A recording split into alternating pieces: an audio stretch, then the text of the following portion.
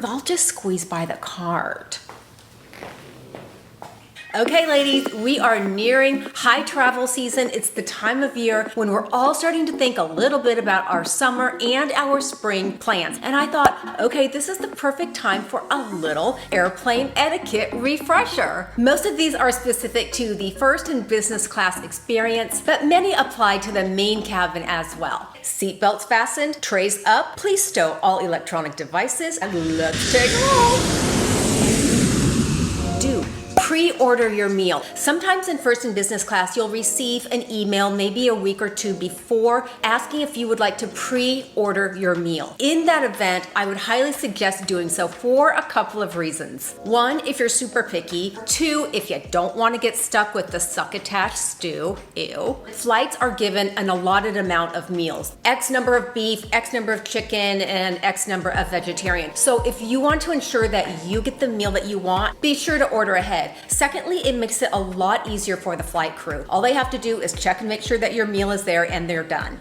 Do look at the menu as soon as you've gotten settled in your seat. During the boarding process, flight attendants are going to be serving pre-departure drinks. The menu is going to outline all of your drink options, liquors that are served if that's your jam, mixers, sodas, juices. Knowing what you'd like keeps the service moving quickly and doesn't put flight attendants in the spot of having to verbally list every single mixer, juice, and drink on the menu.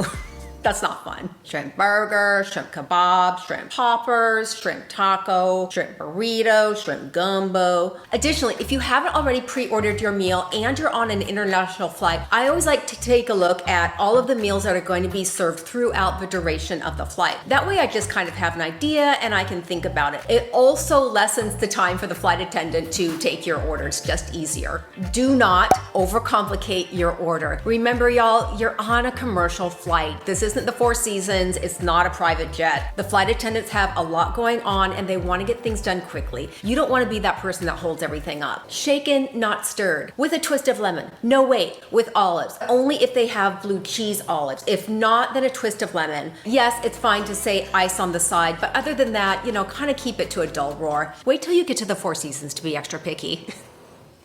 Four Seasons loves me. Do flag down flight attendants respectfully. What does respectfully mean? Well, most of us know this, but here we go. If it's an international flight, which means that, the cabin's a lot bigger, even when it's first in business class, I use the call button and I'll try and make eye contact and give just like a little wave and a smile. On a domestic flight, the business class section is very small anyway. You rarely need to use the call button. A simple meeting of the eye, raising your hand, a nice wave and a smile is usually just enough. Do not catcall the flight attendants. Yo, hey! Arm poke, arm grab. Like you need more drinks. Probably a sign that you don't. If you wouldn't like somebody doing that to you, they probably don't like it either. Can I just say, okay, the times that I've seen this, sorry guys, it's always been a man. I've never seen a woman doing this. I just think we tend to be a little more intuitive that that's not the nice thing to do.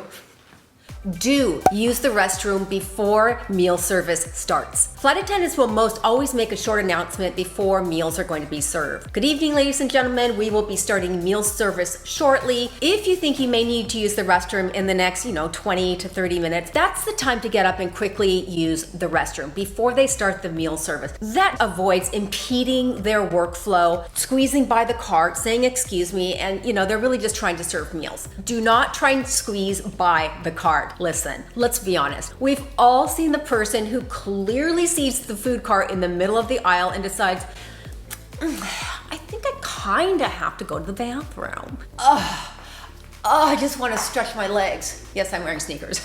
I could use that one where the cart isn't in the way, but that way is closer. I'll just squeeze by the cart. The flight attendants have to stop service, squeeze the cart over, squish into the aisle. Listen, I hope that it goes without saying, but you know there's always one in the bunch. I'm not talking about emergencies, and I'm not talking about the few times when it's just really, really unavoidable. Do use headphones. Listening to music, watching videos, playing video games. The polite thing to do is to use headphones so others aren't held captive to whatever you're watching or listening to. It's really common sense, but clearly a lot of people don't know that. Also, do put your phone on silent. So if you're texting, receiving messages, sending messages, the people around you don't have to listen to tick, tick, tick, tick, tick, tick, tick, tick, tick, Imagine sitting next to somebody for hours as they're typing, sending, receiving. You get the picture. It's pretty. This is a safe, protected bubble for women to ask questions, share, comment, and engage. So please just ask away. I always read and I always answer. Stepping back for a hot minute, y'all, remember, people are different and many people were raised differently through no fault of their own. Something that you or I or the majority of people see as rude, they honestly don't think it's rude and it doesn't even cross their mind. Certain types of rude behavior I've usually found falls into two different camps. One, the toxically entitled. Those aren't the people we're talking about. They have bigger issues. Camp two are the people who have like zero malintent. They have no idea that they're bothering others, and that's okay. We all learn, and when we know better, we do better. Those are the people that we're talking about. Here's the litmus test my mom always used with me. I was 5 years old and I was chewing a piece of gum and I took it out and I threw it on the ground. First of all, my mom was abhorred. Instead of berating me, she said, Shelli Marie, what would happen if everybody spit their gum out on the ground? What would the world look like? If everybody on the flight is listening to their music, playing video games without headphones, how would that environment affect everyone? Yes, that means kids too. And honestly, especially kids. I've noticed that many times parents let their kids play video games, listen to, whatever video they want to watch. And although it might be great for the parents to have them entertained and maybe they're used to that kind of noise, the rest of us aren't. And so everybody else is kind of held captive to that. That was Pac-Man.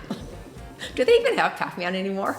Okay, ladies, those were a few etiquette refreshers for in-flight. If you want more specifics on first class, business class experience, what to expect from the time you enter the airport until the time you get off, I will put a few more videos down below that a lot of people have found super helpful. And until a couple of days from now, I will see y'all soon. Take care.